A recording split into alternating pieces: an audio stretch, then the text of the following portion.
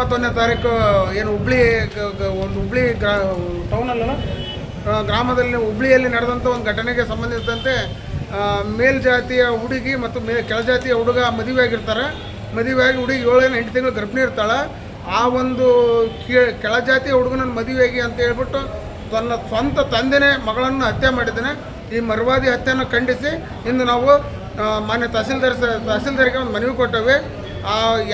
ಆ ಕೃತ್ಯದಲ್ಲಿ ಭಾಗಿಯಾಗಿರುವವರನ್ನು ಹುಡುಕಿಬಿಟ್ಟು ಗಲ್ಲಿಗೇರಿಸಿ ಅಂತ ಹೇಳಿ ಮಾನ್ಯ ರಾಷ್ಟ್ರಪತಿಗಳಿಗೂ ಗೃಹ ಮಂತ್ರಿಗಳಿಗೂ ಲೆಟರ್ ಬರೆದಿದ್ದೇವೆ.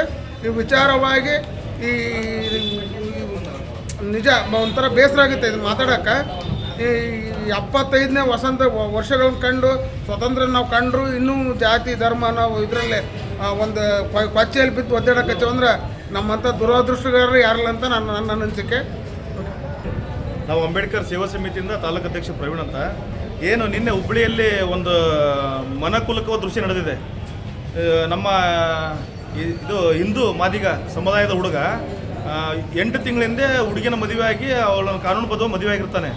ಮದುವೆಯಾಗಿ ಅವರಿಬ್ಬರು ಇಷ್ಟಪಟ್ಟಂತೆ ಸ್ಟೇಷನ್ಗೆ ಹೋಗಿ ಎಲ್ಲ ಮಾಹಿತಿ ಕೊಟ್ಟು ನಾವು ಈ ಥರ ಮದುವೆ ಆಗಿದ್ದೇವೆ, ನಮಗೆ ಜೀವ ಬೆದರಿಕೆ ಇದೆ ಅಂತ ಹೇಳಿ ಅಲ್ಲಿ ಸ್ಥಳೀಯ ಸ್ಟೇಷನ್ಗೆ ಇಂಟಿಮೇಷನ್ ಮಾಡಿ ಅವ್ರನ್ನೆಲ್ಲ ಕರೆಸಿಬಿಟ್ಟು ಸಮಾಧಾನಪಡಿಸಿ ಅವ್ರ ಜೀವನಕ್ಕೆ ಅವ್ರ ಮನೆಗೆ ಹೋದಾಗೆ ಆಟೋಮೆಟಿಕ್ಕಾಗಿ ಅಲ್ಲಿ ಏನು ಹುಡುಗಿ ತಂದೆ ಇರ್ತಾರೆ, ಮೇಲ್ಜಾತಿಯವ್ರು ಏನು ಇರ್ತಾರಲ್ಲ, ಅವರು ಹುಡುಗಿ ಅಟ್ಯಾಕ್ ಮಾಡಿ ಕೊಟ್ಲೆಯಿಂದ ಹುಡುಗಿನ ಕಡಿದಿದ್ದಾರೆ. 7 ತಿಂಗಳು ಪ್ರೆಗ್ನೆಂಟ್ ಹುಡುಗಿ.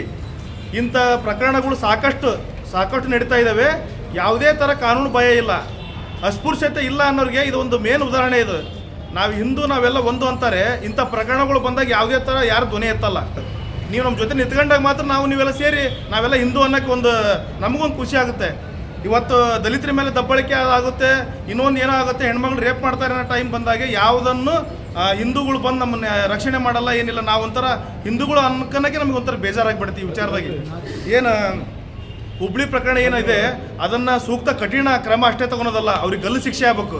7 ತಿಂಗಳು ಪ್ರೆಗ್ನೆಂಟ್ ಹುಡುಗಿ ಆ ಸ್ವಂತ ತಂದೆನೇ ಕೊಲೆ ಮಾಡ್ತಾರಂತಂದರೆ ಯಾವ ರೀತಿ ಕೀಳು ಮಟ್ಟದಲ್ಲಿ ಇವರು ವಿಚಾರ ಮಾಡಿದ ಕಾನೂನಿಗೆ ಏನು ಗೌರವ ಕೊಡ್ತಾ ಇದ್ದಾರೆ ಅಂತ ನಮಗೊಂದು ತಿಳಿತಾ ಇಲ್ಲ. ಇದನ್ನು ನಾವು ನಮ್ಮ ಮಾನ್ಯ ರಾಣೆಬೆನ್ನೂರು ತಹಶೀಲ್ದಾರ್ ಕಡೆಯಿಂದ ಡಿ ಸಿ ಅವರಿಂದ ನೇರವಾಗಿ ಏನು ಗೃಹ ಮಂತ್ರಿ ಅವರಿಗೆ ಮತ್ತು ನೆಕ್ಸ್ಟ್ ಅಲ್ಲಿಂದ ರಾಷ್ಟ್ರಪತಿ ಅವರಿಗೆ ಮನವಿ ಸಲ್ಲಿಸ್ತಾ ಇದ್ದೇವೆ. ಅವರಿಗೆ ಕಠಿಣ ಶಿಕ್ಷೆ ಜೊತೆಗೆ ಅವರು ಮರಣದಂಡನೆಯನ್ನು ಕೂಡ ಅವ್ರಿಗೆ ಆಗಬೇಕಂತ ಈ ಮೂಲಕ ಕೇಳ್ಕೊಂತೀನಿ. ಜೈ ಭೀಮ್. KRS ಪಾರ್ಟಿ ರಾಣೆಬೆನ್ನೂರು ತಾಲೂಕು ಅಧ್ಯಕ್ಷರು ಹನುಮಂತ ದುಬ್ಬೆತ್ತಿ ಅಂತೇಳಿ. ನಮಗೆ ನಿನ್ನೆ ಒಂದು ಮಾಹಿತಿ ಬಂದಿತ್ತು. 21/12/25 ಭಾನುವಾರ ಒಂದು ಹುಡುಗಿ ಹತ್ಯೆ ಆಗಿದೆ ಅಂತೇಳಿ. ಅದು ಮೇಲ್ಜಾತಿ ಕೀಳು ಜಾತಿ ಅಂತ ನೋಡ್ತಾ ಇದ್ದಾರೆ. ಈಗ ಯಾವ ಜಾತಿ ನೋಡಬಾರ್ದು, ಯಾಕೆ ಗೊತ್ತಾ? ಆ ಮಗು ಏನ್ರಿ ಅನ್ಯಾಯ ಮಾಡಿದ್ದು ಪಾಪ. 7 ತಿಂಗಳು ಗರ್ಭಿಣಿ ಇತ್ತಂತ ಎಮ್ಮ ಪಾಪ.